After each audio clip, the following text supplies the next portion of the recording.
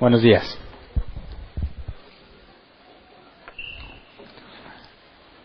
Hoy vamos a continuar nuestro estudio de la intercesión. Vamos a estudiar la tercera parte.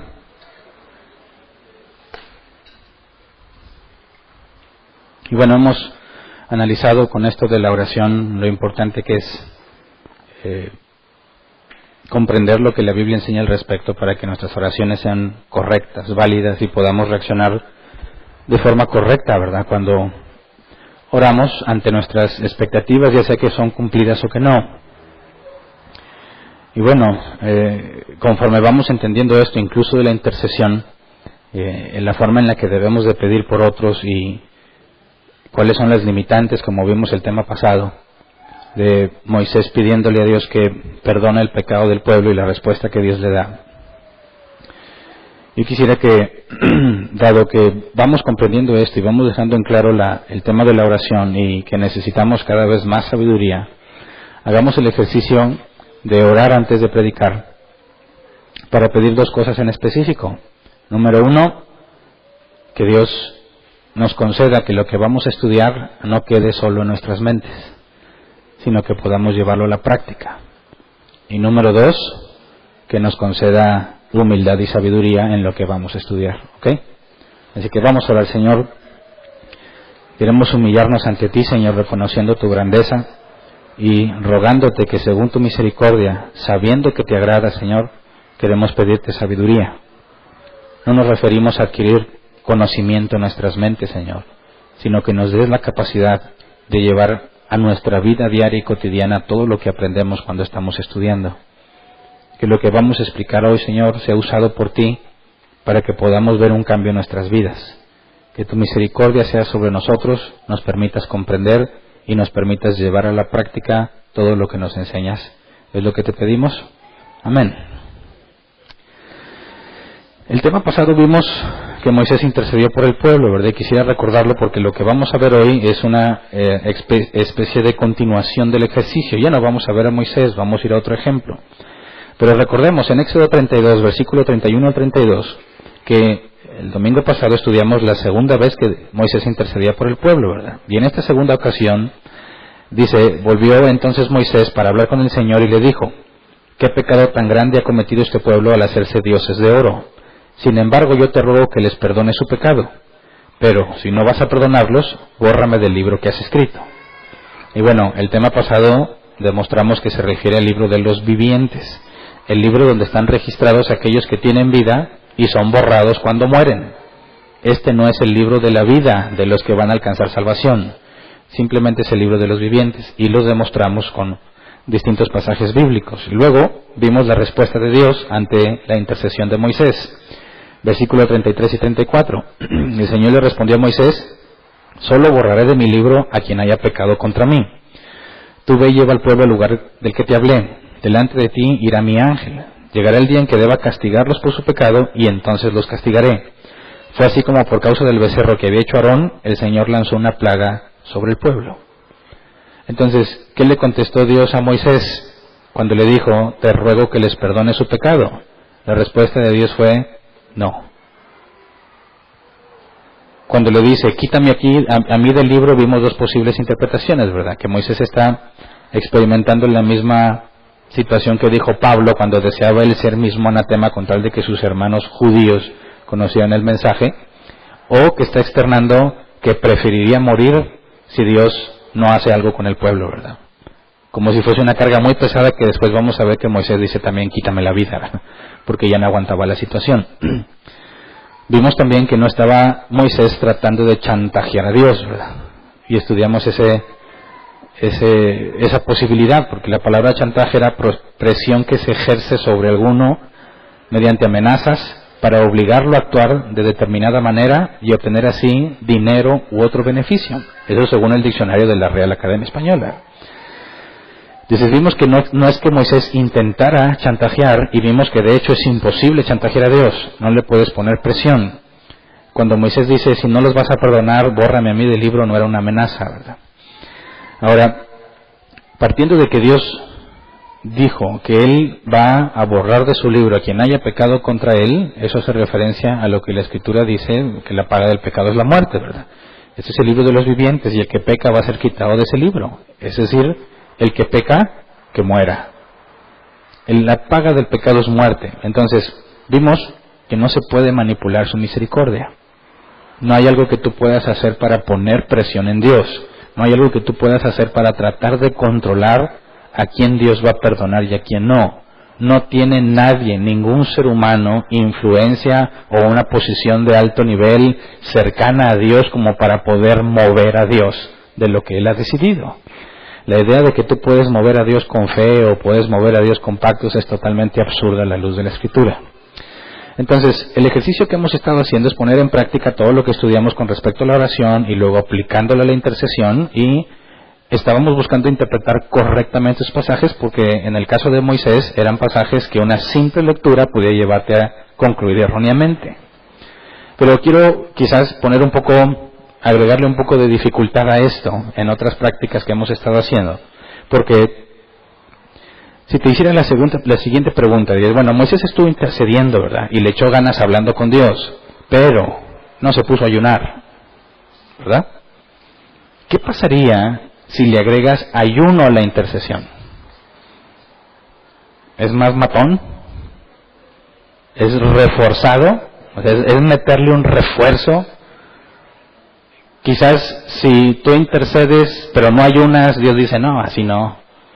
Pero si ayunas mientras intercedes, a lo mejor podrías ser más convincente con Dios. Esto lo digo porque, mejor te pregunto primero, ¿alguna vez participaste en alguna proclamación de ayuno para que Dios concediera una petición? ¿Sí? Ok. No fui el único, ¿verdad? Casi siempre me quemo yo primero. Ahora primero se quemaron ustedes y luego yo me uno a ustedes. Ahora, yo recuerdo que la primera iglesia donde estuve, donde conocí el Evangelio en distintas ocasiones, fuimos a orar a la Macroplaza.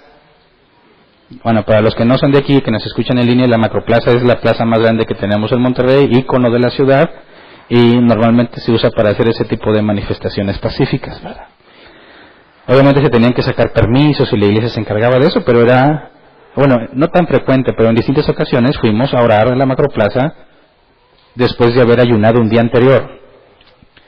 Nos decían, se proclamaba ayuno, orábamos todo un día antes de ese evento, y ya en la Macroplaza nos citábamos muy temprano en la mañana, orábamos e intercedíamos por la ciudad, y después, inmediatamente después, entregábamos el ayuno. ¿Qué era entregar el ayuno? Comer algo. Pero primero tienes que decir, Señor, te entrego este ayuno. Como si, no sé, ¿verdad? Como si tú lo trajeras siempre, ya dejé de ayunar y nunca le dijiste, Dios, se me olvidó dártelo. Era entregar el ayuno, era no te atrevas a comerte algo si no lo entregaste primero porque ya no sirve. Entonces, estás con toda la tripa de... Estás orando, Señor, te pedimos por esta ciudad y que se acabe la delincuencia y que se acabe el narcotráfico y que se acabe los vicios y todo lo que se te ocurría. Ahí estábamos con mucha fe, ¿verdad? Y algunos ya bien cansados decíamos, ya que le pare a la oración porque tengo mucha hambre, ¿verdad? Y tú veías cómo se iban acomodando ya con las charolas y las ponían a un lado tuyo, entonces tenías esa crisis de entre concentrarte en interceder por la ciudad o ya agarrar lo que está a tu lado, ¿verdad? Pero yo era honesto en lo que iba a hacer, o sea, yo no iba fingiendo o sabiendo que no iba a funcionar, yo lo hacía con plena confianza de que realmente íbamos a encontrar un cambio en la ciudad. ¿Alguna vez lo hiciste tú también? Okay. Ahora, ¿cuál era el razonamiento detrás de eso? No nada más oré cuando íbamos a la Macroplaza, también me tocó orar para luchar en oración. Cuando alguien de mis amigos o de mi círculo cercano decía, es que yo necesito pasar el examen. En la universidad, yo conocí a Dios estando en la universidad, decíamos, vamos a luchar contigo en oración, y ayunábamos, sobre todo un día antes o tiempo antes del examen, para que Dios le diera la victoria. Y acompañábamos a nuestro amigo en esa lucha, porque de alguna forma extraña él concluyó, y también nosotros, que un examen es espiritual. y que puede haber fuerzas demoníacas en tu contra, ¿verdad? Cuando simplemente es poner a prueba lo que estudiaste, ¿verdad? Pero bueno, ayunábamos para decirle a Dios, ayúdalo, ábrele su cabezota, que el examen esté bien fácil, que lo que estudie es lo del examen, porque no sé si alguna vez te pasó que estudiabas un montón de cosas y casi nadie venía en el examen. Entonces, bueno, sí necesitas una gracia superior, ¿verdad? Que para que lo que leíste es lo que venga, ¿verdad? El Señor, que lo que leí, que lo que estudió, no Él, que lo que estudió, que sea lo que venga en el examen. Y ayunábamos por eso. Así que, ¿qué pasaría a la luz de lo que hemos estudiado si nos proponemos el próximo domingo en la sala macro a interceder por la ciudad, pero bien ayunados todos? ¿Cambiará la ciudad o no? ¿50-50? ¿80-20? Digo, ¿quién sabe ya la voluntad decretiva de Dios? ¿Quién de nosotros sabe si Dios ya decretó Monterrey va a cambiar cuando Hernán ore? ¿O cuando Árbol Plantado ore? ¿Tú ya conoces esa voluntad? ¿No puedes asegurar que no va a pasar nada? Eso es lo que pasaba por mi mente y eso es lo que me enseñaron. Y me enseñaron que había base bíblica para lo que hacíamos. Por eso, cuando hablamos de la intercesión con Moisés, decían, pues no ayunó. No ayunó. Si hubiese ayunado, a lo mejor sí pegaba.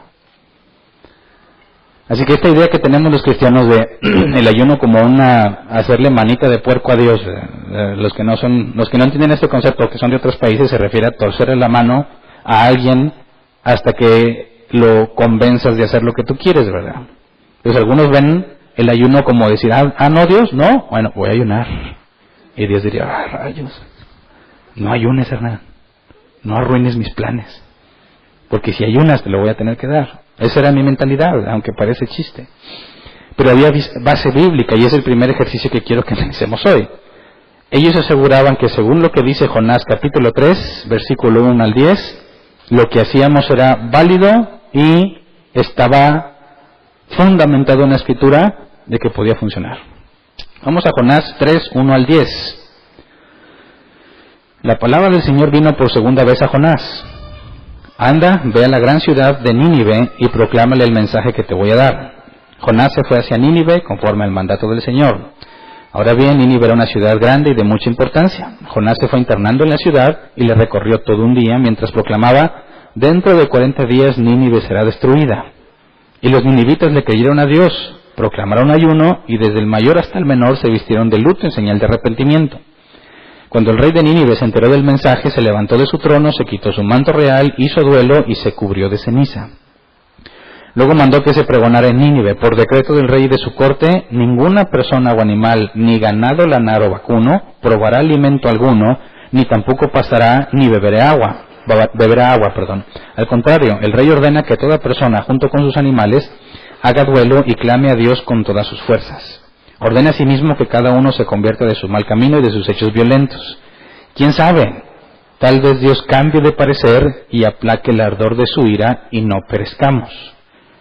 Al ver Dios lo que hicieron, es decir, que se habían convertido de su mal camino, cambió de parecer y no llevó a cabo la destrucción que les había anunciado. Ahora, ¿entiendes por qué te hice la pregunta?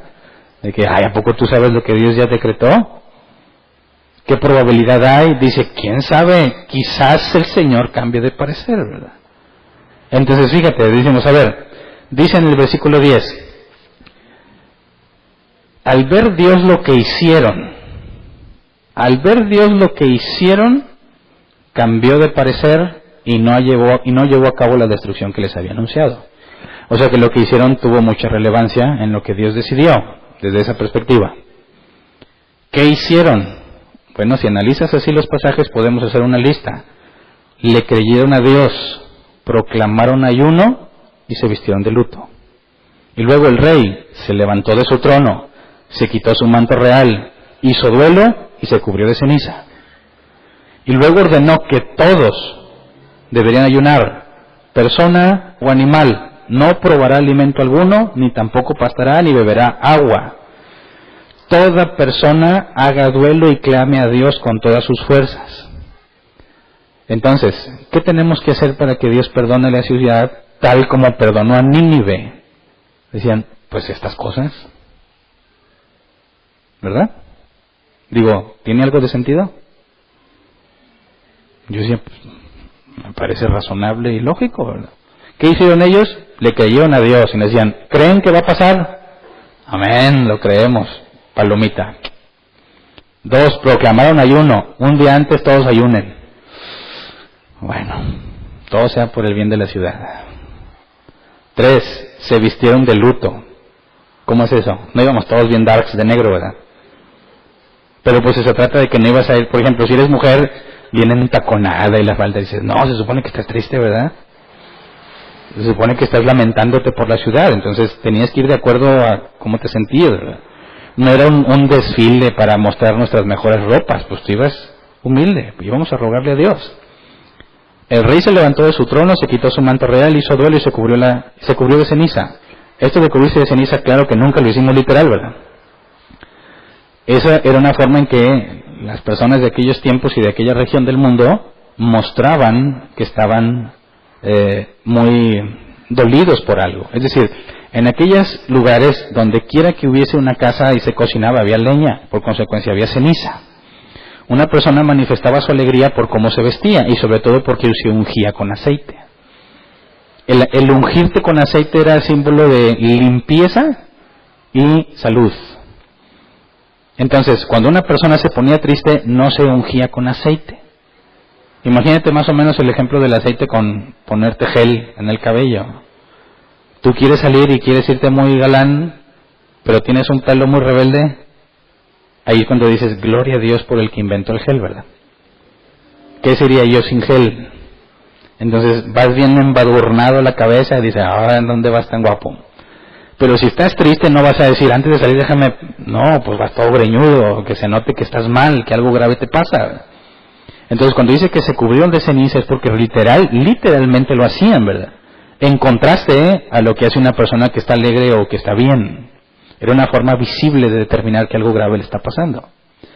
Pero el rey proclamó también, ¿verdad? Y el pastor dijo, pues yo proclamo, porque digamos, ¿quién sería el rey aquí? Bueno, pues yo proclamo ayuno, nadie debe de comer. Y todos vamos a clamarle a Dios con todas nuestras fuerzas. Entonces, listo, teníamos toda la evidencia que necesitábamos, decíamos, esto es bíblico. Íbamos con toda la fe del mundo en el sentido de que creyendo que va a pasar y que vamos a ver un cambio radical en la ciudad. Lamentablemente no funcionó. La ciudad está peor que cuando nosotros íbamos a orar. Los índices de delincuencia son más graves ahora que cuando íbamos. O sea que cualquiera desde afuera que dijera, a ver, ¿eso funciona? Digo, porque nosotros no éramos la única iglesia que iba a hacer eso, hay más iglesias que hacen eso. Y si quisiéramos medir la eficacia de esa intercesión con datos duros, diríamos, oye, la delincuencia tuvo que haber bajado. Y al contrario, ha subido. Entonces, ¿qué pasó? ¿Qué pasó con Nínive? ¿Qué hicimos mal? Por eso, con lo que hemos estudiado, me parece que debe ser sencillo darnos cuenta de los errores. Si no, bueno, hagamos el ejercicio de pasar a analizarlo. No requiere tanto detalle lo que está pasando con Nínive, como tuvimos que analizar con mucho detalle lo de Moisés. La primera pregunta que nos tenemos que hacer ¿es este un ejemplo de intercesión? ¿O no? Fíjate bien el juego de palabras con las que yo te expliqué la situación. Y así como Dios tuvo, o viendo lo que ellos hicieron y Dios perdonó a la ciudad de Nínive, que nosotros también podríamos hacer lo mismo para que perdone a Monterrey. Pero, ¿estoy haciendo una aplicación válida de ese pasaje? O sea, cuando dice el versículo 5, y los ninivitas le creyeron a Dios, ¿eso significa que declararon en fe que va a pasar? ¿O que pensaron positivamente en que se va a cumplir? ¿Qué es lo que le creyeron? Que los iba a destruir, no que los iba a salvar. Le creyeron que los iba a destruir, ¿ok? Entonces, cuando nosotros decimos, yo creo que esto va a funcionar, ya empezamos muy mal. Ellos creyeron por el mensaje de un hebreo que ni siquiera mencionó a Dios, ¿verdad? ¿Cuándo les dijo, Dios va a destruir esa ciudad? No. Dentro de 40 días, Nínive va a ser destruida. ¿Por qué metieron a Dios en el asunto? Es que necesitamos un poco de contexto. Nínive no era una ciudad de israelitas, ¿verdad? Son paganos. Nada que ver con los israelitas, nada que ver con las promesas y el pacto de Moisés. ¿Cómo se puede identificar la diferencia entre un israelita y cualquier otra nación? Por su vestimenta. Entonces imagínate, nos dice la Escritura que Nínive era una ciudad muy importante. Si es muy importante es porque es centro de comercio. Hay mucho tipo de gente ahí, hay mucho movimiento en esa ciudad. Y de repente imagínate que tú estás en Nínive haciendo tus asuntos y ves que pasa un hebreo diciendo Nínive va a ser destruida en 40 días. ¿Qué piensas? ¿Que está loco? Digo, ¿no sería lo más lógico? ¿Y este loco? Imagínate que tú vas al centro a comprar algo y pasa alguien, Monterrey va a ser destruido en 40 días y lo ves vestido que no es de aquí. ¿Le crees? Diría, santo padre, ¿cómo le hacemos? Es que él dijo. ¿Y qué? ¿Qué está pasando aquí? ¿Por qué involucraron a Dios en el asunto y llegaron a hacer eso? Cuando dice, proclamaron ayuno y desde el mayor hasta el menor se vistieron de luto, en señal de arrepentimiento, significa que ellos se propusieron convencer a Dios por medio de lo que hacían, o lo que hicieron era consecuencia de que Dios ya les había dado arrepentimiento. ¿Me explico? O sea, ellos no dijeron, ¿cómo arreglamos esto? Ya sé, vamos a proclamar ayuno, vamos a vestirnos de luto, y que todos, del mayor hasta el menor, hagamos lo mismo. Y así seguro convencemos a Dios. Ese era mi razonamiento en mis prácticas. ¿Es el razonamiento de ellos? No. Cuando dice en señal de arrepentimiento es porque Dios ya les había dado el arrepentimiento. Y lo están mostrando ante Dios. La intención es totalmente distinta y opuesta a lo que yo y muchos de ustedes hacían. ¿Me explico? Luego dice, cuando el rey de Nínive se enteró del mensaje, se levantó de su trono, se quitó su manto real, hizo duelo y se cubrió de ceniza. Históricamente, la vestimenta de un rey era muy elaborada. Tenía un montón de colguijes y cosas de oro y simbolismos y una capa y mucha ropa, expresando la realeza, la gloria, el esplendor de ese rey. Ahora, este rey ordenó que todos ayunaran antes o después de que él se arrepintiera. ¿Qué es lo que hizo? Se enteró del mensaje. ¿Qué le dijeron? Él no lo oyó. Ahí anda un hebreo diciendo que Nínive se destruye en 40 días. ¿Qué pensarían? ¿Nos van a atacar? ¿Alguna nación enemiga? ¿Como Sodoma y Gomorra? ¿Qué dijo? Es todo lo que dijo. ¿Qué hace que él se quite su manto real, su esplendor, su gloria, lo que maravilla todo el que ve al rey? Se lo quita. Hizo duelo y se cubrió de ceniza. Públicamente está manifestando ¿qué? Que está arrepentido. ¿O está tratando de convencer a Dios haciendo eso? No, nuevamente. Y luego ordena que todos proclamen ayuno. ¿Pero quién fue el último en enterarse? Él. ¿Por qué ordenó eso? ¿Para convencer a Dios? ¿O simplemente para hacer público lo que ya estaban empezando a hacer algunos individuos?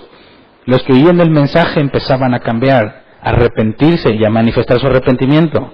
Y el rey proclama que todos se enteren y por consecuencia ayunen. Ahora,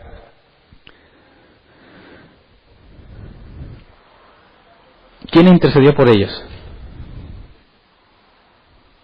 ¿Alguien está intercediendo? ¿Por quién están pidiendo? Por ellos mismos. Cada uno mandó que se pregonara, ¿verdad? Y que cada uno se arrepintiera de su pecado. Esa oración de toda la ciudad era por el bien de la ciudad o cada uno por sí mismo. Cada uno por sí mismo. Quien podía interceder por ellos era Jonás y no lo hizo. ¿Por qué Jonás no quería ir a Nínive? Dios los vas a perdonar.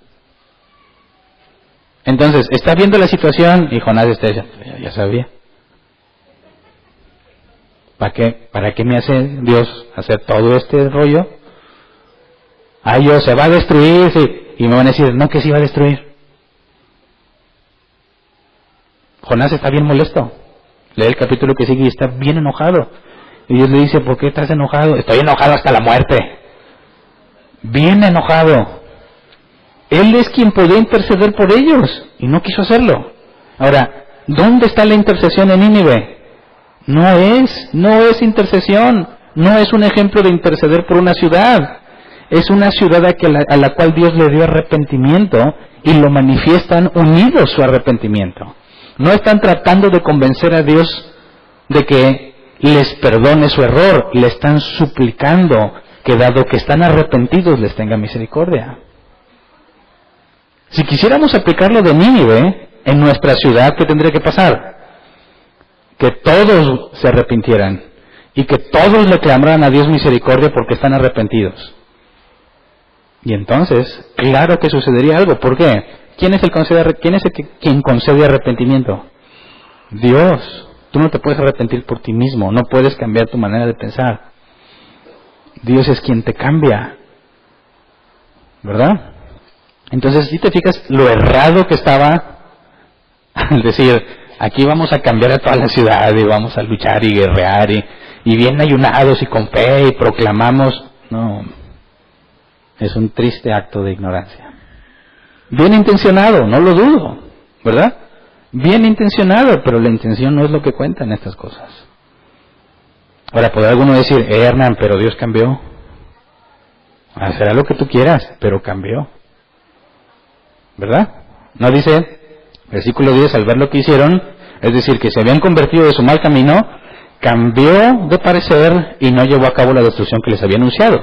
Ahora, cuando dijo, esta ciudad se va a destruir, y luego dice, mejor ¿no se está contradiciendo Dios? ¿Sí o no? Bueno, ¿se acuerdan que lo estudiamos en la primera parte? Cuando nos habla de Dios arrepintiéndose, lo primero que debemos recordar, y quiero recordárselos porque hay algunos que no estuvieron en ese tema, es que Dios, cuando la Escritura nos habla de Dios, nos habla de Él en lenguaje antropomórfico. Nos habla de Él como si fuese un humano. Y así como un humano cambia de parecer, el cambio en la destrucción de Nínive se explica como si Dios fuese humano. Pero ya vimos que es imposible que Dios cambie. La Escritura lo dice, que Dios no es hombre para que mienta, ni hijo de hombre para que se arrepienta. Y además vimos que había 3 problemas. El problema de la eternidad. Si algo cambia, debe ser en orden cronológico. Si Dios es eterno y Él es por consecuencia atemporal, a Él no le afecta el tiempo, jamás podría haber un antes y un después en Dios. Cuando dice la Escritura, yo soy el alfa y el omega, el principio y el fin, significa que no hay un antes y un después con Él. Si Dios cambiara, tuvo que haber un momento que era de una forma y luego un momento en el que ya no es. Pero a Él no le afecta el tiempo, por eso es imposible que Él cambie, porque es eterno. 2, la perfección. Si algo cambia, cambia para bien o para mal. O se le agrega o se le quita, ¿verdad? Pero si Dios es perfecto, que se traduce como completo, no le falta nada, ni le sobra nada, es imposible que cambie. ¿Me explico? Y 3, la omnisciencia. Cuando alguien cambia su forma de pensar es porque ha salido a la luz nueva información que no sabía con anterioridad. O lo que sabía era falso. Por consecuencia, si Dios cambia, desde la perspectiva de la información es porque se le escapó un dato interesante. Se le escapó que los de Nínive se iban a arrepentir. Digo, Dios, es que no había considerado esa posibilidad. Perdónenme, no los destruyo, también soy justo.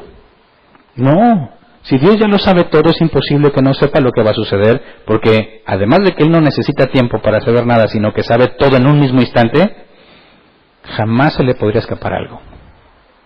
Así que si Dios es omnisciente, es imposible que Él cambie. ¿Me explico? Así que no nos está hablando de que Dios cambió de decisión. Ahora, podrán decir algunos, un argumento más. A ver, Dios usa lenguaje antropomórfico, ¿verdad? Nos hace pensar que cambió, pero en realidad no cambió. ¿No nos está engañando? ¿Se explica el problema? O sea, ¿me explico en esto?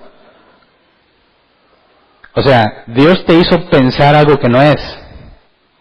Dios te hizo pensar con lo que inspiró en la Escritura que se arrepiente, pero en realidad no se arrepiente. Entonces, ¿no te está engañando? ¿Qué opinas? Y decimos, caray, ese así no lo había pensado, ¿verdad? Me dices, ¿por qué me haces finta? ¿Por qué me haces pensar que sí, pero en realidad no? ¿No es eso como engañoso? No. El lenguaje antropomórfico en Dios es en sí mismo una metáfora. Por ejemplo, Si tú ves el pronóstico del tiempo y dice salida de sol y puesta de sol, ¿es real? ¿El sol sale y el sol se pone? Claro que no. Ni sale ni se pone. El sol está ahí fijo, bueno, no fijo porque todo el universo se mueve. El sol está desde una posición y la Tierra en su rotación da la apariencia de que el sol sale o se pone. Pero si yo digo que el sol salió a las 5 de la mañana, ¿te estoy engañando? ¿Estoy siendo engañoso y no te digo la verdad? No, en eso consiste la metáfora. Explicar en palabras simples o con analogías un hecho real. ¿Verdad? Entonces Dios no está siendo engañoso tampoco. Simplemente hay que tener en cuenta que puesto que no hay forma de comprender cómo es Dios, a menos que se nos explique en términos humanos, la Biblia nos habla de Dios como si Él fuese un humano. Entonces, ¿podemos decir con certeza? No, el Dios de la Biblia no cambia. Entonces, ¿qué les hizo pensar a los de Nínive que había esperanza? Si Dios les dijo que iba a destruir la ciudad. Bueno, consideremos el mensaje proclamado. Jonás 3, 1 al 4. La palabra del Señor vino por segunda vez a Jonás. Anda, ve a la gran ciudad de Nínive y proclámele el mensaje que te voy a dar. ¿Verdad? Nos dice el versículo 3, Jonás se fue hacia Nínive conforme al mandato del Señor. Ahora bien, Nínive era una ciudad grande y de mucha importancia. Jonás se fue internando en la ciudad y la recorrió todo un día mientras proclamaba, dentro de 40 días, Nínive será destruida. Ahora, fíjate bien, dentro de 40 días, Nínive será destruida. ¿Hay algo condicional aquí? No. Ok, ahora vamos a Jeremías 18, 7 al 11. Palabras de Dios con respecto a este tipo de mensajes. Jeremías 18, 7 al 11. Dice, en un momento puedo hablar de arrancar, derribar y destruir a una nación o un reino. Pero, si la nación de la cual hables se arrepiente de su maldad, también yo me arrepentiré del castigo que había pensado afligirles. En otro momento puedo hablar de construir y plantar una nación o un reino, pero si esa nación hace lo malo ante mis ojos y no me obedece, me arrepentiré del bien que había pensado hacerles. Dice, y ahora habla con los habitantes de Judá y de Jerusalén, adviérteles que así dice el Señor, estoy preparando una calamidad contra ustedes y elaborando un plan en su contra. Vuélvanse ya de su mal camino, enmienden su conducta y sus acciones. O sea, que cuando Dios habla desde la perspectiva humana y temporal de la consecuencia que viene, no significa que Él ha ordenado que así sea, sino que esa es la consecuencia natural de la justicia de Dios para con su comportamiento. Pero, si se arrepienten, los perdona. Si les dice que viene algo bien, algo bueno, como consecuencia de su comportamiento, y dejan de comportarse bien, entonces no va a venir ningún bien. ¿Te das cuenta? Cuando Dios le dice, proclama este mensaje, no está diciendo que Él ordenó que Nínive sea destruida. En ese sentido, ¿para qué les avisa si ya lo ordenó? ¿Verdad? ¿Qué sentido tendría que decirles, ay, los van a destruir? Y no hay nada que puedan hacer. Ese Dios es una tortura, ¿verdad? Que Dios ve y tortúralos porque los va a matar. Los va a matar, no hay nada que puedas hacer. Todos a llorar. ¿Cómo Dios podría complacerse en eso? ¿Cómo glorifica a Dios eso?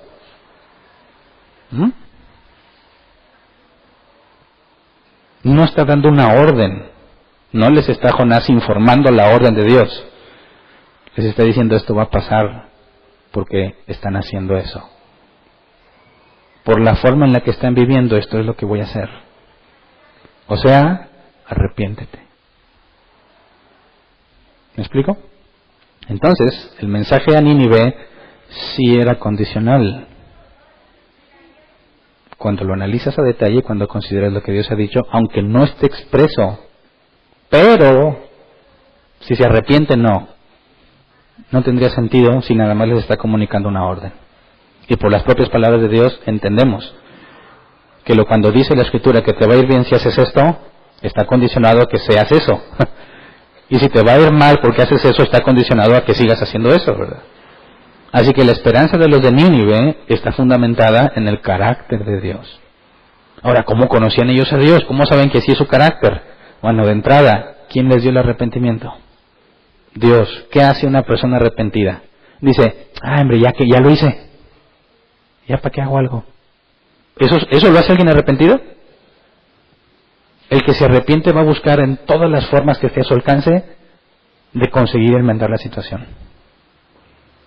de rogar y evitar al máximo las consecuencias que haya generado su error. ¿Qué es lo que está haciendo el rey cuando Dios le da convicción de pecado? Un rey pagano se despoja de todo lo que lo hace digno de gloria. Se despoja de todo lo que era hermoso en aquel tiempo, que lo coronaba de hermosura. Se echa ceniza y muestra ante todo el pueblo: estoy arrepentido de mi pecado. No están tratando de convencer a Dios por medio del ayuno. Ayunan porque están seriamente adoloridos por su pecado. ¿Qué es el ayuno? ¿Hacerme sufrir? No, es la negación de mí mismo. Me privo de lo que es agradable, no necesariamente es ausencia de comer. El ayuno puede ser simplemente no comer nada delicioso, como vamos a ver un ejemplo más adelante.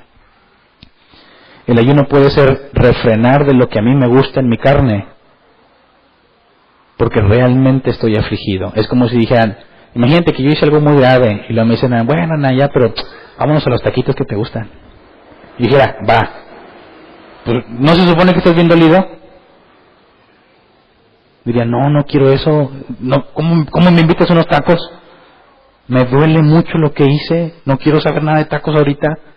Tengo un dolor, un pesar interno que no me deja disfrutar la vida. ¿Se entiende? Entonces, ¿ayunas para ganar algo de parte de Dios? ¡Qué absurdo! Es actuación e hipocresía, pensando que puedes engañar a Dios. Dios, voy a ayunar para que me des esto. No entiendes para qué es el ayuno. Ahora, no voy a profundizar en el ayuno porque lo vamos a ver en unos pocos temas más adelante, para profundizar en lo que el ayuno es. Pero por lo pronto aquí puedo demostrar que Nínive no está usando el ayuno como herramienta para obtener algo de parte de Dios. No está usando el ayuno para convencerlo. El ayuno es una expresión genuina del dolor que sienten. ¿Me explico? Ahora, quiero que veamos ahora un ejemplo de verdadera intercesión con ayuno válido. ¿Me explico? El de Nínive no era válido. Ni estaban usando el ayuno para interceder, ni estaban intercediendo. Muchas gracias. Entonces, si no están usando el ayuno para eso, no podemos aplicarlo nosotros como el proceso o la receta a seguir para lo que Dios salve a la ciudad. No tiene sentido. Pero veamos un ejemplo donde la persona sí está intercediendo y sí está ayunando correctamente. ¿Qué haría Dios ante una intercesión de esa manera? Vamos a 2 de Samuel, capítulo 12, versículo 15 al 17.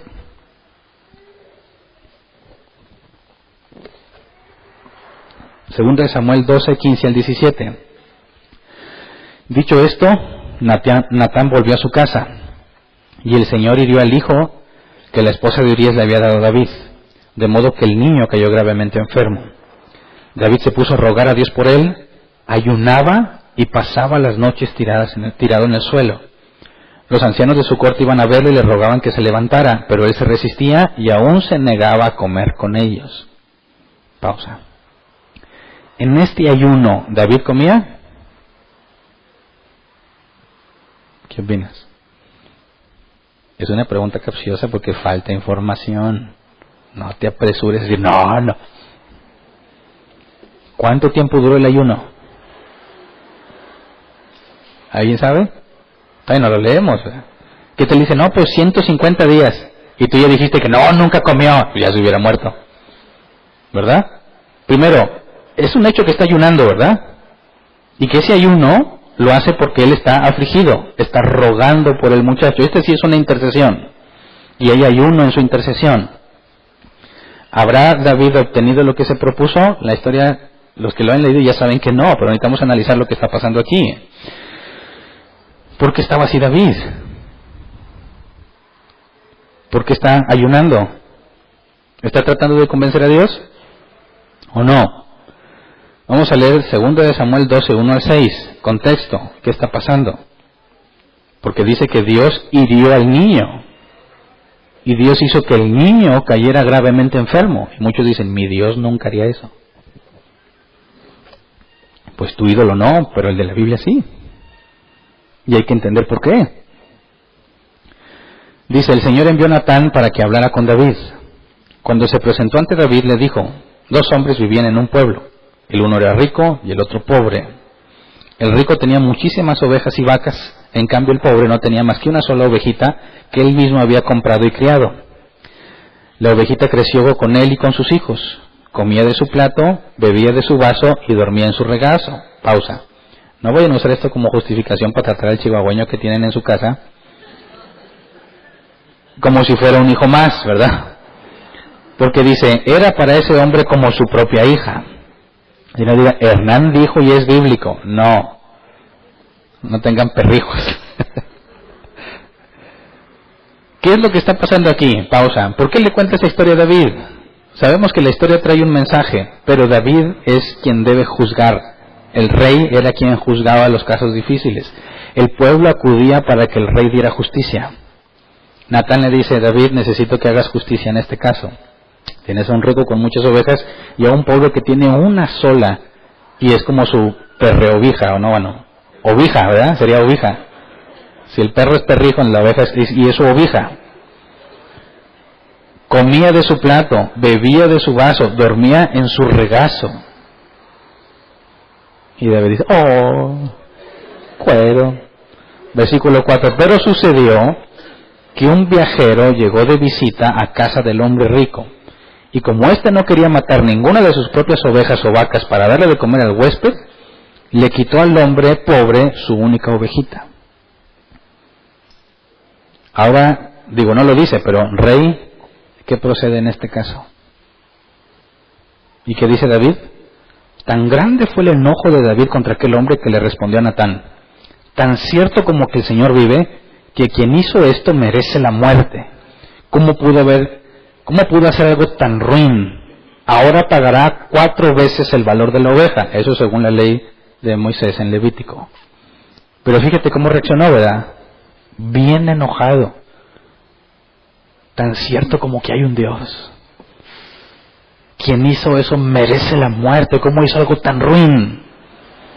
Cualquiera diría, mira, si es bueno David, es justo, un rey que hace justicia, aborrece al pecado, se ve que lo aborrece.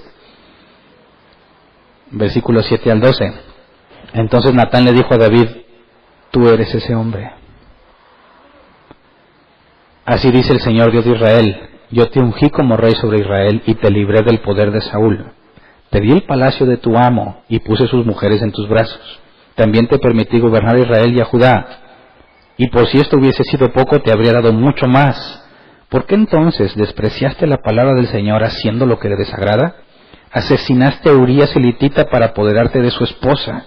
Lo mataste con la espada de los amonitas. Por eso la espada jamás se apartará de tu familia, pues me despreciaste al tomar la esposa de Urías elitita para hacerla tu mujer. Pues bien, así dice el Señor, yo haré que el desastre que mereces surja de tu propia familia, y ante tus propios ojos tomaré a tus mujeres y se las daré a otro, el cual se acostará con ellas en pleno día.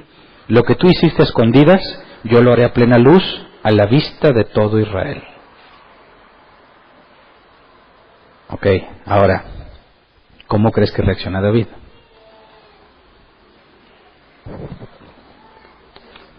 Si con las ovejitas se sintió ofendido por la maldad y le dicen, tú eres ese hombre, mataste a Urías. Les cuento la historia rápida. Se relacionó con Betsabé. Luego Betsabé le dice, estoy embarazada. Urías, uno de los valientes de David. El abuelo de Betsabé, esposa de Urías, era consejero real. Tanto Urías, valiente de David, como Ahitofel, abuelo de Betsabé, del círculo cercano, del círculo íntimo de David. Le dice, tú mataste a Urías para quedarte con su esposa. Porque David, haciendo uso de su autoridad, le dijo a Betsabé, ven y duerme conmigo. Luego Betsabé le dice, estoy embarazada, y esto es un problema porque Urías anda en la guerra. ¿Cómo se iba a embarazar Betsabé? ¿Qué le iba a pasar a Betsabé si se descubría su embarazo? Le iban a matar por adúltera. ¿Por qué le informa a David? David, ¿qué onda con esto? Tú eres el padre. ¿Cómo resuelve David el asunto? Que maten a Urías. Primero dijo, tráiganlo. Y le invitó unas chelas.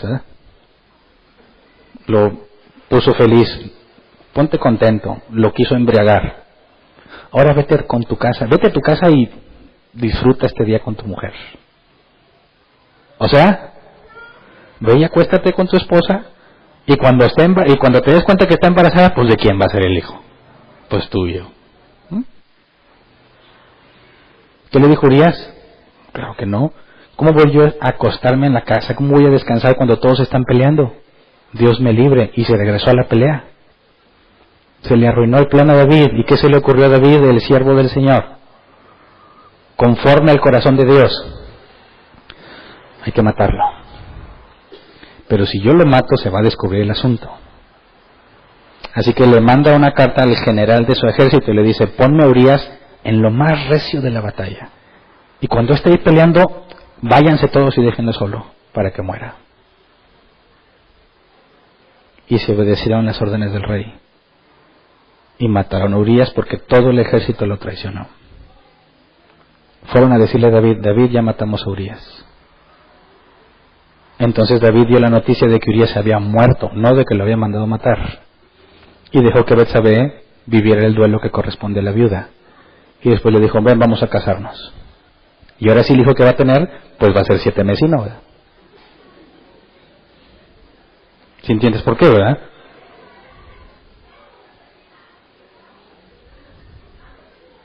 Y luego Dios le envía a Natán, porque el hijo está a punto de nacer o ya había nacido.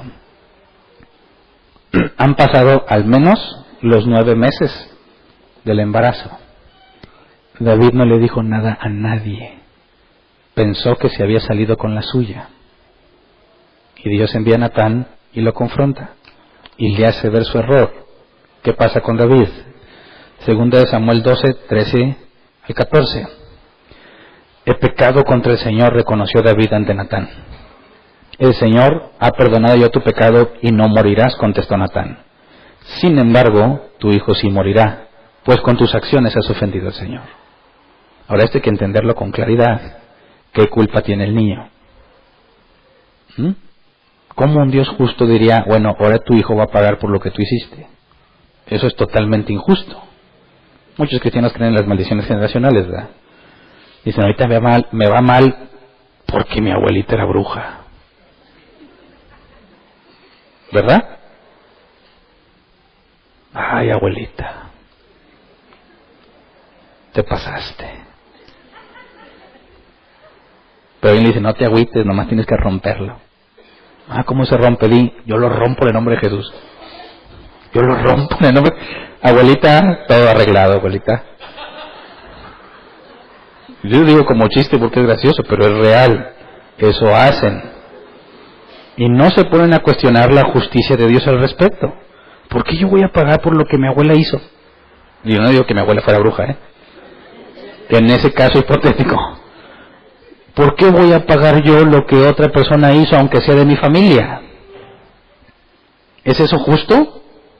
Ezequiel 18, no pagará el hijo por el pecado de su padre, ni el padre por el pecado del hijo, sino cada uno morirá por su propio pecado. Pero aquí dice literalmente, sin embargo tu hijo sí morirá, pues con tus acciones has ofendido al Señor. ¿Cómo explicamos esto? Bueno, es que intencionalmente me brinqué lo que dice atrás. Por eso tienen que estar bien vivos o que los pueden engañar con facilidad. Si yo no les cuento los demás pasajes, me van a creer. ¿Qué dice? Fíjate, regresémonos al versículo 10. Por eso la espada jamás se apartará de tu familia, pues me despreciaste al tomar la esposa de Urías elitita para hacerla tu mujer. Pues bien, así dice el Señor, yo haré que el desastre que mereces surja de tu propia familia, y ante tus propios ojos tomaré a tus mujeres y se las daré a otro, el cual se acostará con ellas en pleno día. Lo que tú hiciste a escondidas, yo lo haré a plena luz a la vista de todo Israel. Ahora, ese es el merecido de David. Dijo Dios, te perdonó. Natán dice, Dios te perdonó. Habrá pensado David, entonces no me va a pasar nada de esto. ¿Sí? No, esto es inalterable. Fíjate la diferencia con lo que se dijo con Nínive. Con Nínive dijo, será destruida Nínive en 40 días. A David le dice, yo haré que el desastre que mereces surja en tu familia. ¿Eso es condicional? No. Esa es la consecuencia. Ahora, ¿Dios va a hacer que sus hijos sean malos? No, acuérdate que Dios obra activa o pasivamente. Toda la sociedad, todo el mundo actual no está en caos porque Dios lo sostiene. Aunque haya muchos individuos que no creen en Dios, que no le sirven a Dios, Dios refrena la maldad de todos e impide que hagan toda la maldad que quieren hacer. Eso es lo que hace que el mundo aún siga funcionando. Pero Dios puede hacer que quite alguna restricción para que se haga la maldad, que es lo que dice la Escritura. Para expulsar a los cananitas, por su maldad, Dios usó a los israelitas. Pero cuando iba a expulsar a los israelitas, usó la maldad de los asirios y los babilonios. Dejó que hicieran su maldad y terminaron destruyendo al pueblo de Dios. ¿A qué se refiere aquí? ¿Que Dios va a hacer que sean malos? Es imposible, porque Dios no puede hacer el mal. Es decir, Dios no va a refrenar su maldad y los va a dejar que obren de acuerdo a lo que está pasando con David. Y veremos, no en estos temas de fundamentos, pero que entre hermanos, un hermano viola a otra hija de David, y David no hace justicia, y se levanta Absalón y mata al violador, y trata de quitarle el trono a David. Y se generaron muchísimos problemas. David jamás volvió a ser el mismo después de esto, aunque queda claro que Dios lo perdonó. Ahora fíjate, todo esto es importante para ver cómo está intercediendo David. Así que resolvamos, David está intercediendo por el niño. Fíjate la información, la bomba que acaba de caer sobre él. Lo que le acaba de decir Dios que va a pasar con su familia. Y luego le dijo, y tu hijo, por lo que hiciste, morirá. ¿Tú crees que va a decir David, no te preocupes, con ayuno convenzo a Dios? Claro que no. Dice David, he pecado contra el Señor, versículo 13. Reconoció David ante Natán. El Señor ha perdonado ya tu pecado y no morirás, contestó Natán. ¿A qué se refiere? A que si la paga del pecado es muerte, Dios lo perdona porque no lo va a matar. Pero toda la consecuencia Dios no la va a frenar. Va a dejar que la experimente. Sin embargo, versículo 14, tu hijo sí morirá, pues con tus acciones has ofendido al Señor. Y luego vimos el versículo 15, dicho esto, Natán volvió a su casa, y el Señor hirió al hijo que la esposa de Urías le había dado a David, de modo que el niño cayó gravemente enfermo. Ahora, aquí no es un actuar pasivo en Dios. Dios lo hirió. ¿Cómo entendemos esto?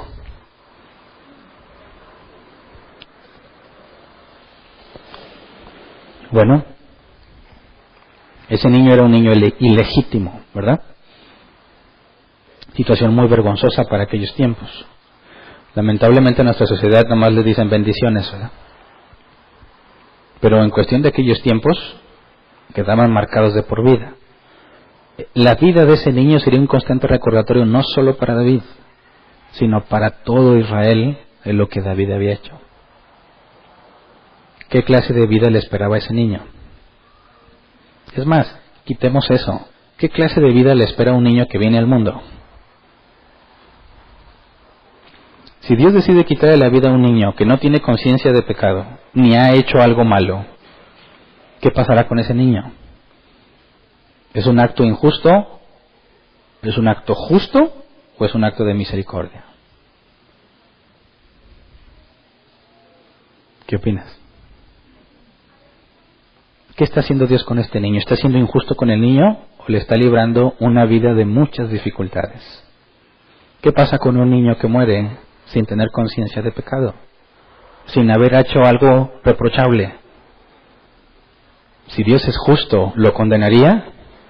Podríamos decir que ese bebé, cuando dice Apocalipsis que todos los muertos se presentarán ante Cristo y se abrirán los libros y se juzgará según sus obras, ¿cómo van a juzgar a ese bebé si no hizo nada? Por eso, partiendo de la justicia divina, podemos concluir que todas aquellas personas que ya sea por alguna discapacidad mental no están conscientes de sí mismos, o al momento de nacer o poco después mueren, o aún con 3, 4 años sin conciencia ni control de lo que hacen, si mueren, la explicación es porque Dios los había declarado justos y los libró de esta vida. Jamás podría ser justo que Dios juzgara según sus obras a alguien que ni siquiera tiene control de sus obras. Entonces, cuando nos dice que, sin embargo, versículo 14, tu hijo morirá, pues con tus acciones has ofendido al Señor, Dios no está diciendo esta es tu consecuencia, porque ya le había dicho cuál era su consecuencia. Le está diciendo, te voy a privar de ese niño, porque lo que hiciste es grave, no porque el niño esté pagando la culpa. Le está diciendo, voy a librar a ese niño de lo que pudo haber vivido por lo que hiciste. Por eso es activo, y Dios lo hirió para quitarle la vida. Es misericordia para con el niño. Entonces, versículo 15, dicho esto, Natión volvió a su casa y el Señor hirió al hijo que la esposa de Urías le había dado a David, de modo que el niño cayó gravemente enfermo. David se puso a rogar a Dios por él, ayunaba y pasaba las noches tirado en el suelo. Los ancianos de su corte iban a verlo y le rogaban que se levantara, pero él se resistía y aún se negaba a comer con ellos. Fíjate, David ya sabía que Dios lo había perdonado. Entonces, ¿qué está haciendo? ¿Por qué le ruega y le suplica a Dios y ayuna para que salve al niño? ¿Está rebelándose a lo que Dios dijo? O sea, ¿está David en rebeldía? ¿Ama tanto a ese niño que no le importa lo que Dios dijo? Simplemente se rebeló y dijo, no, Dios, no, claro que no. Yo voy a ponerme en la brecha por ese niño. Voy a interceder y lo voy a salvar. Como muchos cristianos dicen, ¿qué hacen? No. Salmos 51, 1 al 19. La NBI agrega una nota al principio de ese salmo. Dice, al director musical, Salmo de David, cuando el profeta Natán fue a verlo por haber cometido David adulterio con Betsabé. Esto lo escribió en ese momento en el que estaba humillado. Leamos las palabras de David. Ten compasión de mí, oh Dios, conforme a tu gran amor, conforme a tu inmensa bondad. Borra mis transgresiones, lávame de toda mi maldad y límpiame de mi pecado.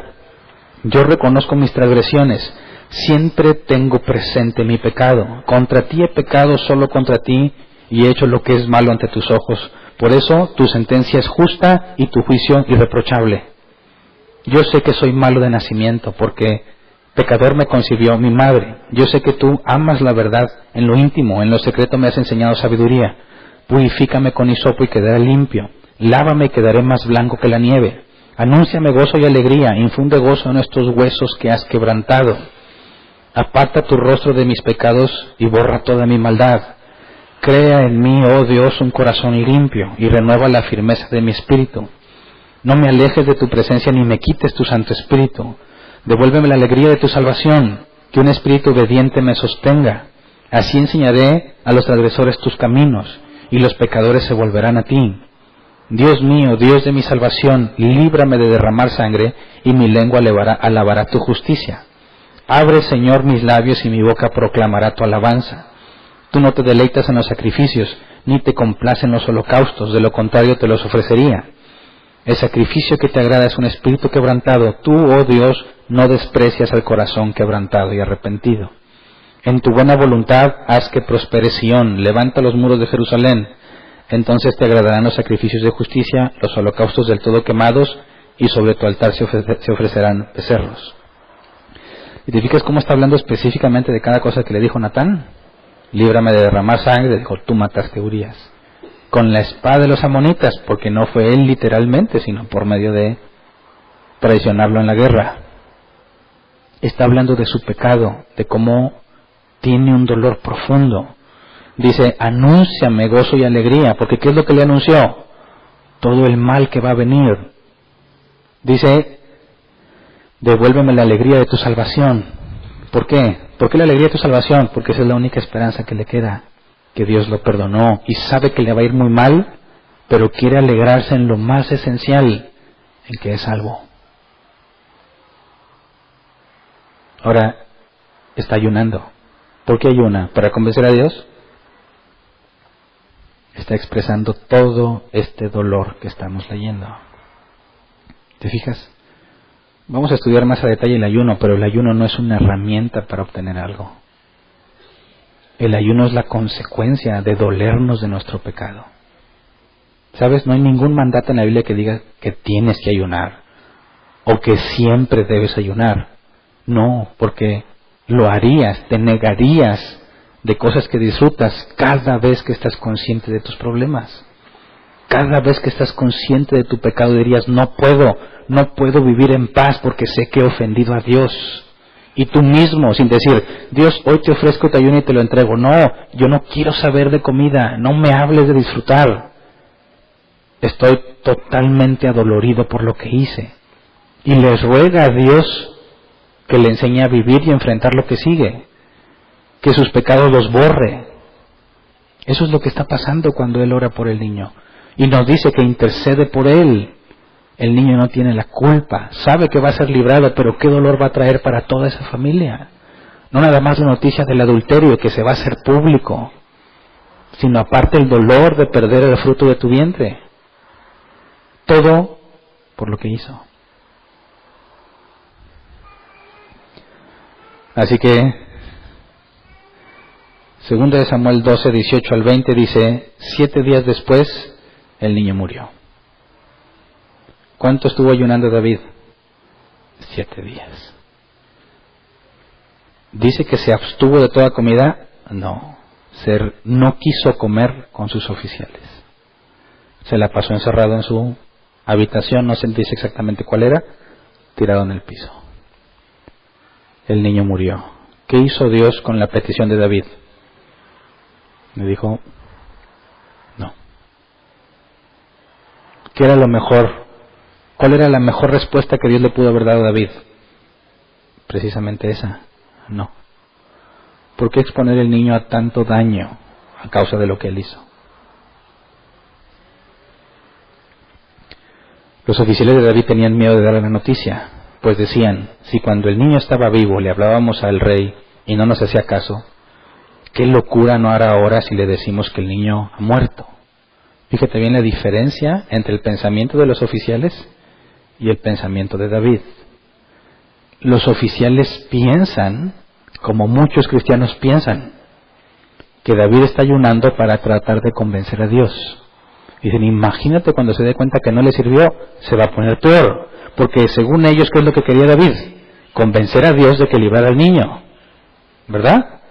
Y por eso dices, no, pues si así está, porque tiene la esperanza de que lo salve, ¿cómo se va a poner cuando se entere que ya se murió y que no hay esperanza?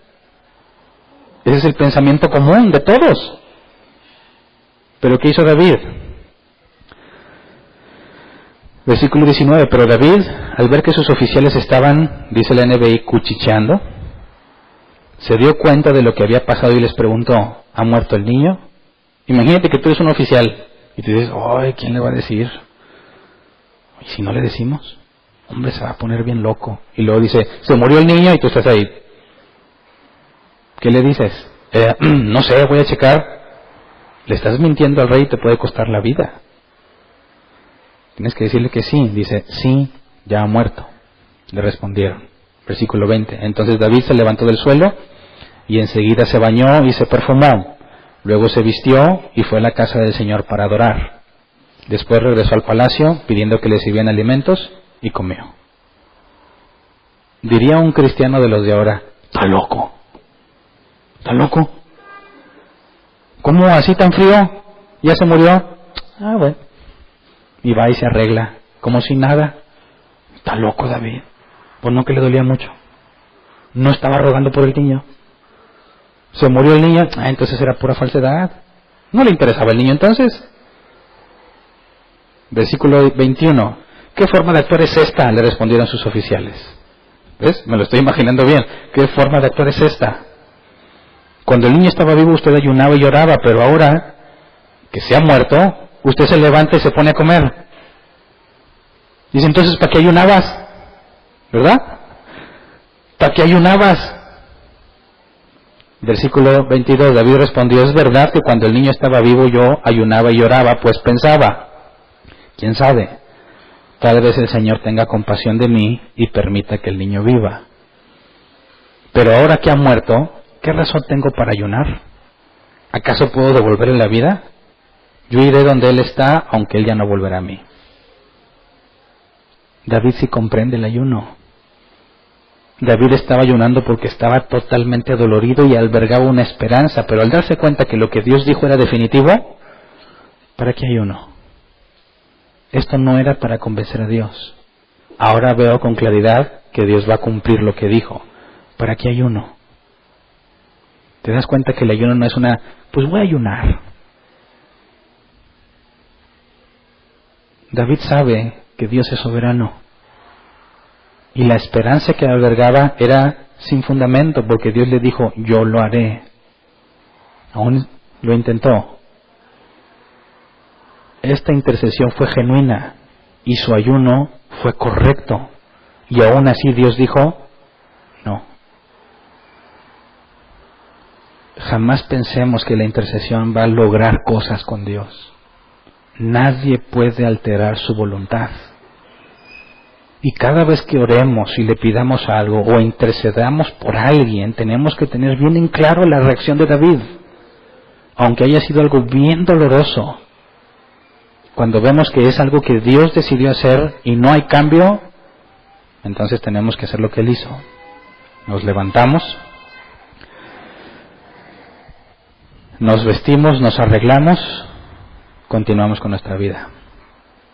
Porque tendremos la certeza que lo que pasó es lo mejor que pudo pasar.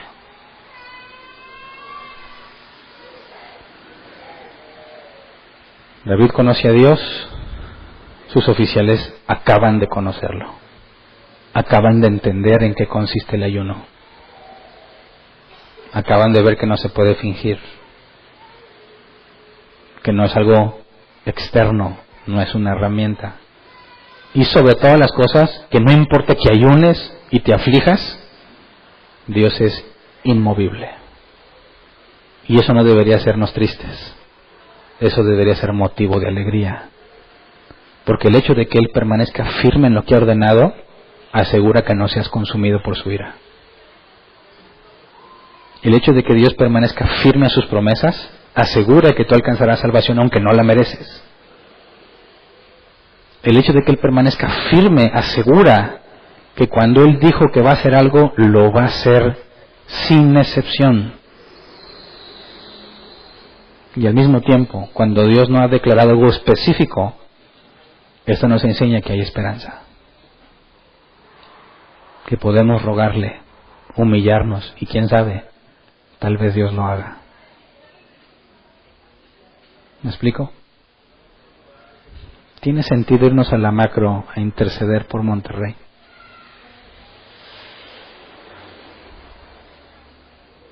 Decirles yo, todos vamos a ayunar este día. ¿Así es? ¿Y los que me hagan caso realmente van a estar ayunando como la Biblia enseña?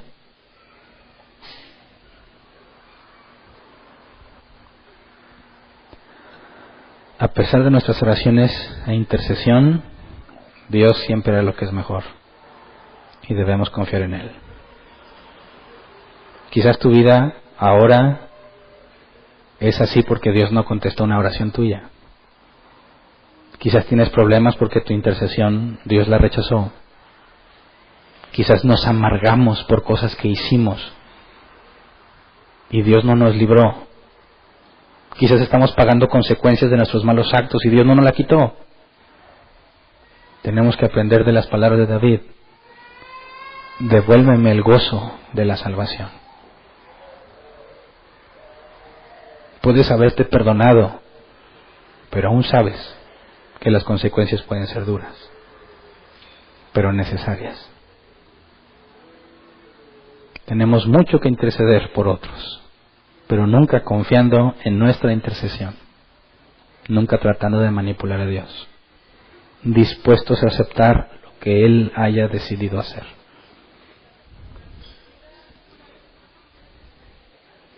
Vamos a ponernos de pie y vamos a orar.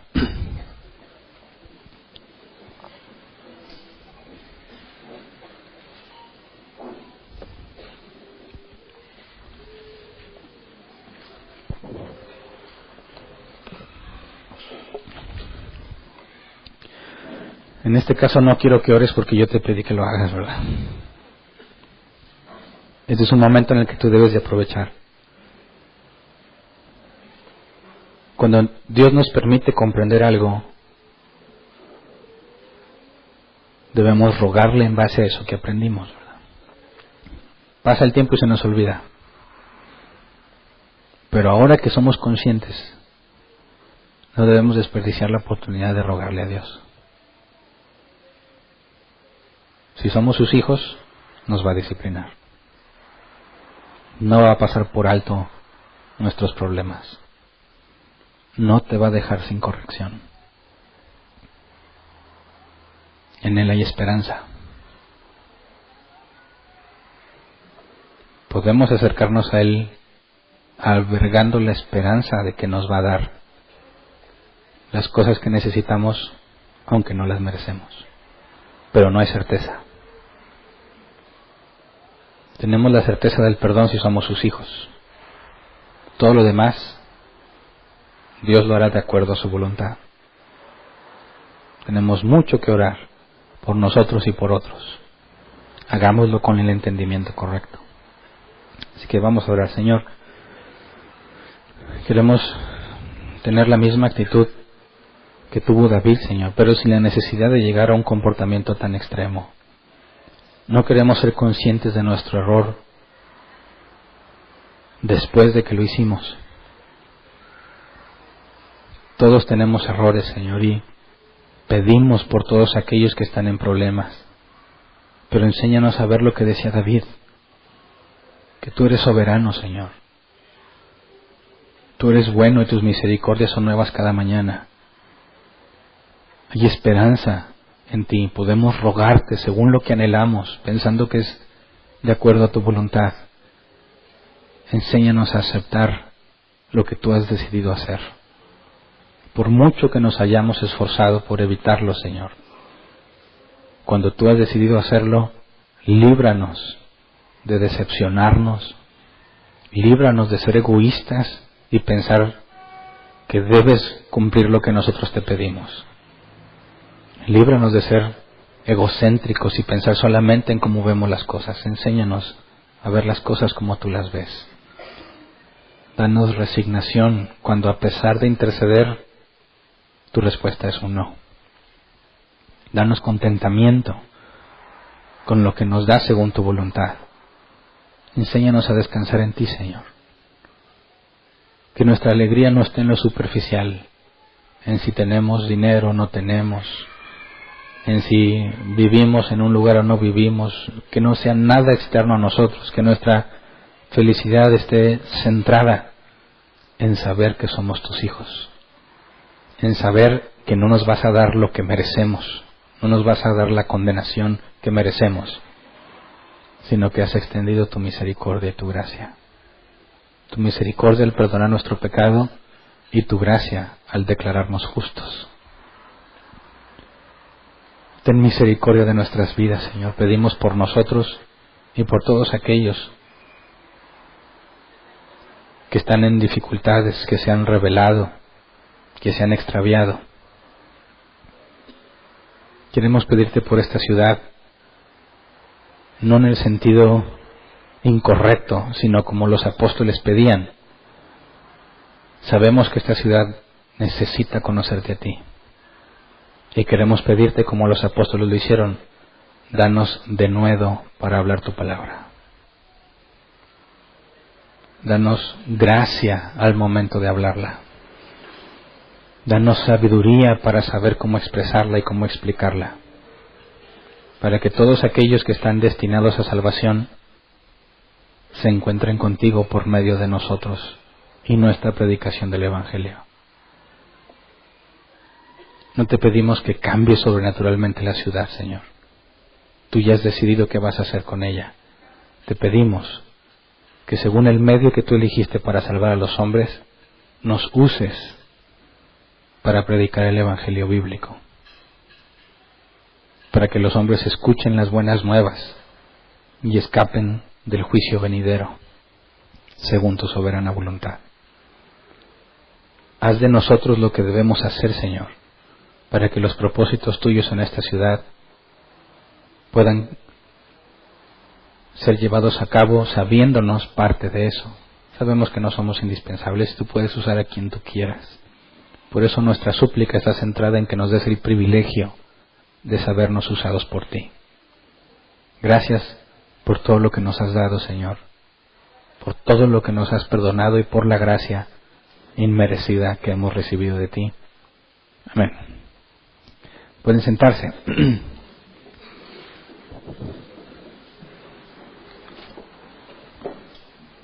Pasemos a la sección de preguntas. Tenemos 15 minutos para responder preguntas. La mecánica es que te llevan el micrófono y en tu lugar haces tu pregunta. La intención de que sea pública es que todos podamos beneficiarnos de tu pregunta, ¿verdad? Quizás tu pregunta ninguno de nosotros la había pensado, o quizás otro ya tiene esa misma duda. Así que el hecho de que sea pública es de beneficio para todos, ¿verdad? El cronómetro es para no pasarnos con el tiempo y para que todos tengamos conciencia de respetar el tiempo para con los demás. Así que por favor, quien va a preguntar, sea conciso en su pregunta, ¿verdad? Evite explicaciones laboriosas que consumirían el tiempo y disminuirían la oportunidad de que otro pregunte. Si nos queda tiempo y no hay preguntas aquí, entonces procedemos a responderlas si hay en línea.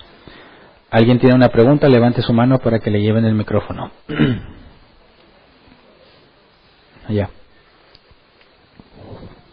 Hola, buenos días, pastor. Mi pregunta era más que todo me surgió la duda del arrepentimiento que surgió en el pueblo de Nínive. Uh-huh. Y es decir, entonces, como Jonás no fue camino para la salvación del pueblo, porque vemos claramente que el arrepentimiento del pueblo, pues ellos mismos lo manifestaron, entendiendo que el arrepentimiento viene de parte de Dios, pero para esto entonces antes Jonás dio una palabra.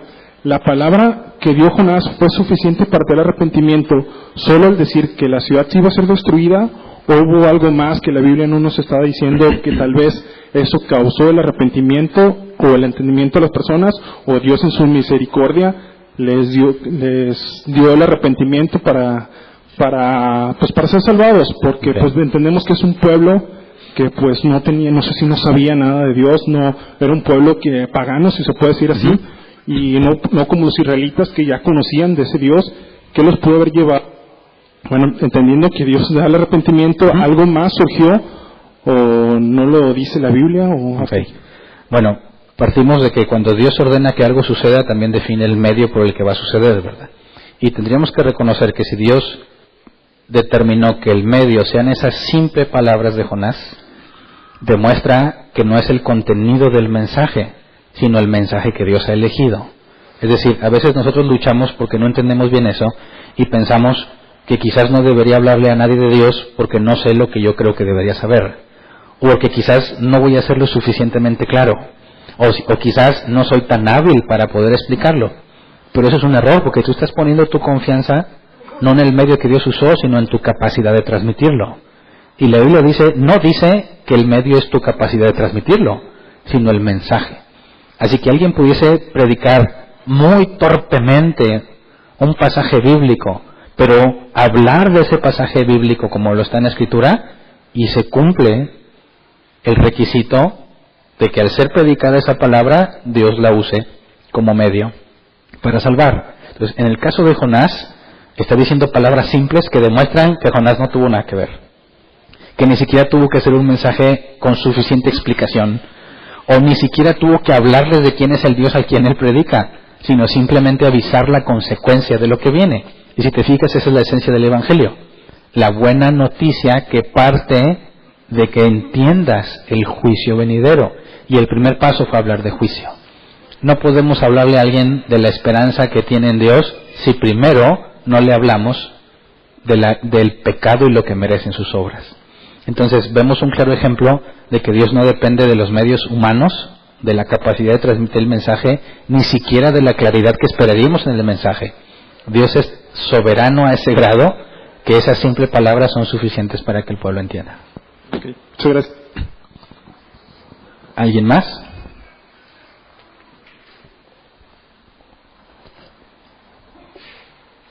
¿No? Bueno, quedó un chorro de tiempo. ¿Hay preguntas en línea? Ah, no, acá hay una. Perdón. Perdón, no había visto. Está apagado.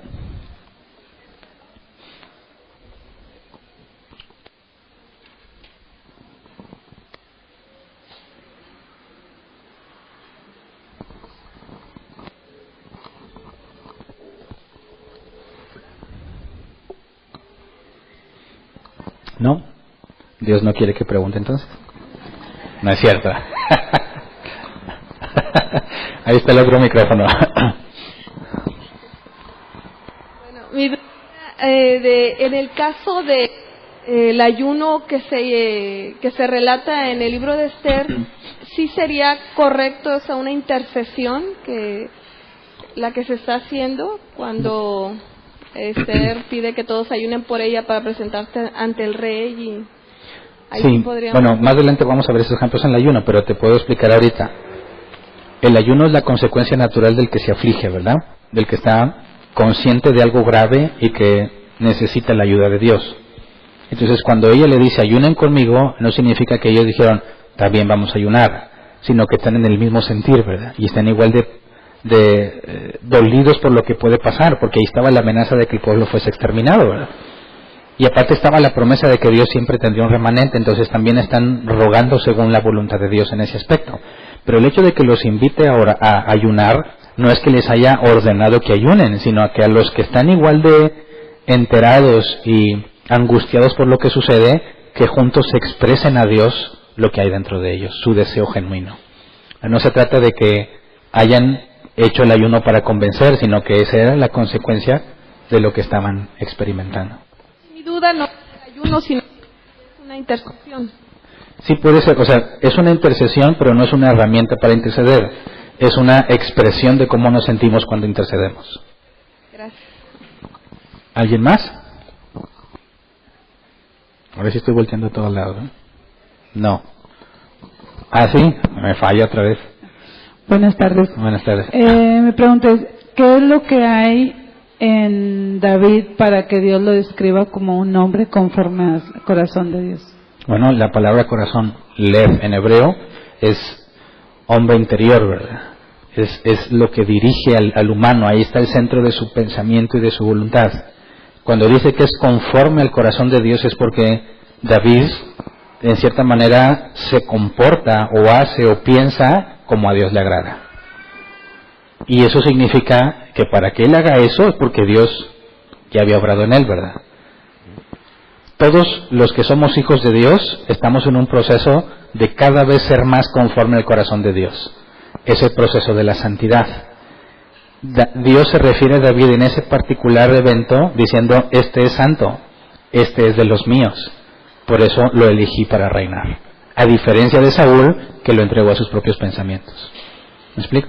Pero todas las acciones, bueno, el interior sí lo entiendo, pero en lo que haces o piensas en el interior se refleja en el exterior. Ahora, la manera en que se refleja va a depender mucho de nuestra personalidad, ¿verdad? O sea, si David era guatoso, como vemos, que se ponía a danzar y pues en las túnicas hasta se le veían los chones, por así decirlo. Él se expresaba así, no significa que si yo quiero ser conforme al corazón de Dios, tengo que ponerme a saltar y que también se me vean a mí. ¿Me explico? Ya en la personalidad del individuo es como explica lo que hay en su interior. Algunos podrán ser muy alegres, otros un poco más reservados, pero eso en nada invalida lo que en su interior puedan estar teniendo. Y David, por la forma en la que él piensa, que vemos después, que decía que cuando tenía que defender a sus ovejas y venía un oso, un león, él peleaba con ellas, ese razonamiento basado en la confianza de Dios es producto de la santidad. Es conforme a su corazón porque razona de acuerdo a la palabra bíblica. ¿Me explico? en ese sentido, todos estamos creciendo cada vez más conforme al corazón de Dios. Ok, hubo muchas personas en ese concepto semejantes a David, pero solo a David se le hace esa mención. Claro, porque la historia está centrada en ellos, ¿verdad? No nos está dando un registro de todos los que eran, sino de esos personajes en particular. Acuérdate que en el caso de Elías dijo, yo soy el único que queda de tus profetas. Dijo, no, yo tengo guardados a otros tantos, ¿verdad? Ok, gracias. ¿Alguien más? No. ¿En línea? ¿Tampoco? Muy bien. Eso es todo. ¿Hay avisos? Aunque voy a dar un aviso antes de eso. Gracias.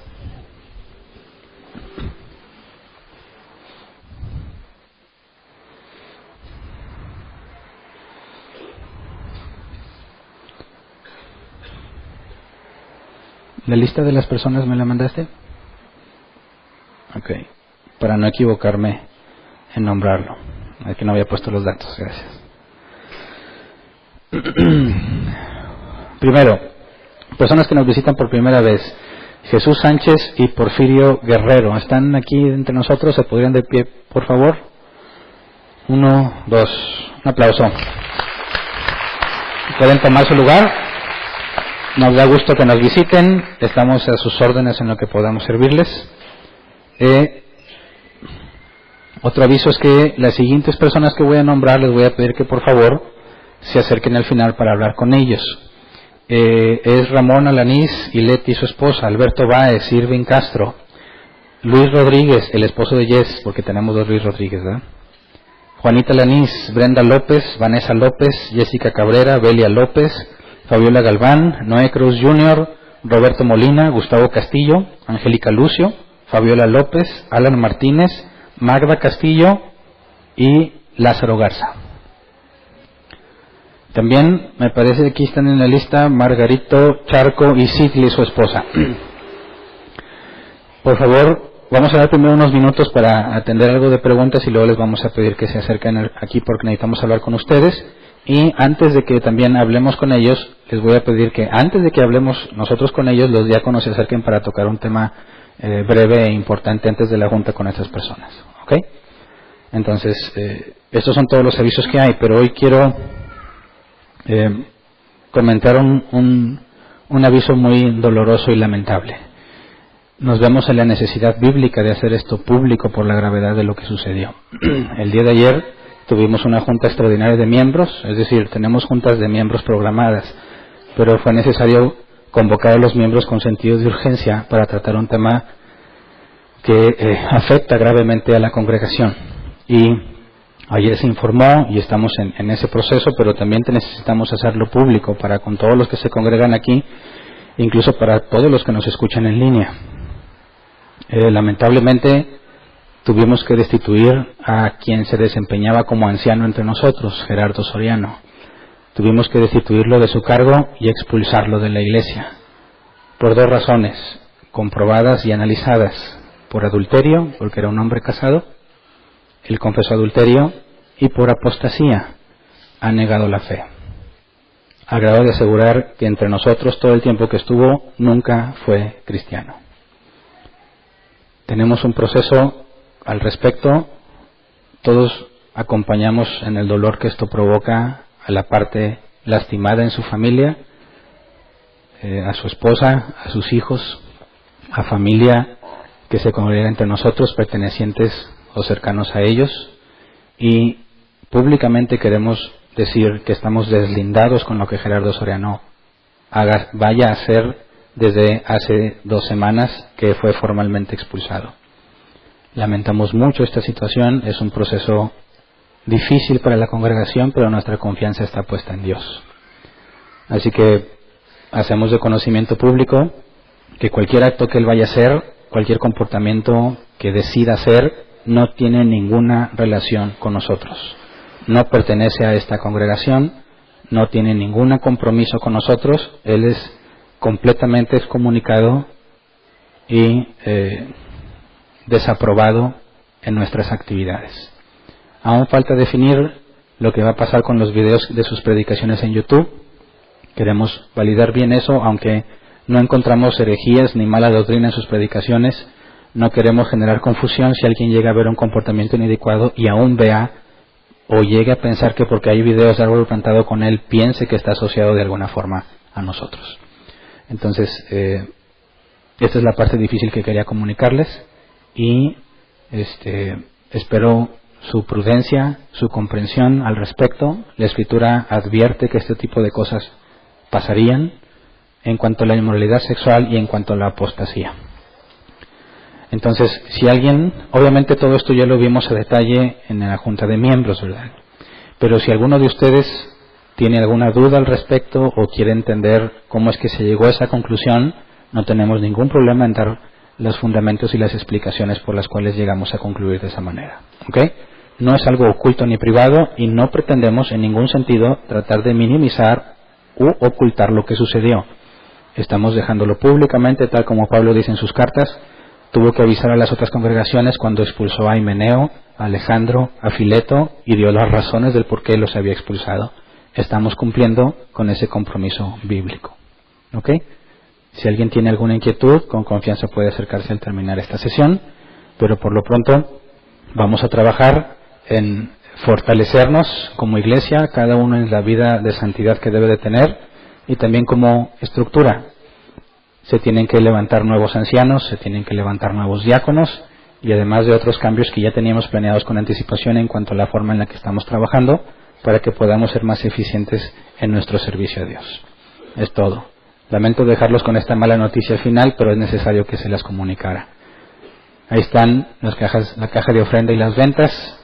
Estoy aquí por si tienen alguna duda al respecto y si Dios quiere y nos concede, nos vemos el miércoles para seguir estudiando el tema de Génesis. Gracias.